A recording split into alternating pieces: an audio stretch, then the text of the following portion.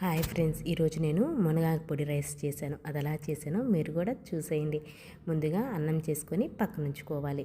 ఈలోపు మనం ఒక పచ్చిమిర్చి అలాగే కొంచెం అల్లం తీసుకొని మెత్తగా దంచుకొని పక్కన ఉంచుకోవాలి. ఇప్పుడు ఒక కడాయి తీసుకొని హీట్ అయిన తర్వాత ఆయిల్ వేసుకొని ఆయిల్ హీట్ అయిన తర్వాత ఆవాలు, జీలకర్ర, పచ్చిశనగపప్పు, మినప్పప్పు అలాగే హాఫ్ ఫ్రై చేసిన వేరుశనగపప్పు నా దగ్గర ఉన్నాయి, అందుకని ఇప్పుడు వేసాను.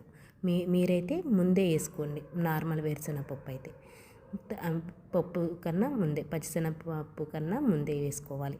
అలాగ ఒకసారి ఫ్రై అయిన తర్వాత ఒక ఎండుమిర్చి, మనం ముందుగా దంచుకున్న పేస్ట్ కూడా వేసుకొని పచ్చి వాసన పోయేంత వరకు ఫ్రై చేసుకున్న తర్వాత కరివేపాకు, పసుపు అలాగే ఇంగువ కూడా వేసుకొని ఒకసారి కలుపుకున్న తర్వాత మనం నా దగ్గర ఆల్రెడీ మునగాకు పొడి ఉంది, అందుకని ఆ మునగాకు పొడిని డైరెక్ట్గా ఇలాగేసేసి ఒకసారి కలిపేసి ఆఫ్ చేసేసాను.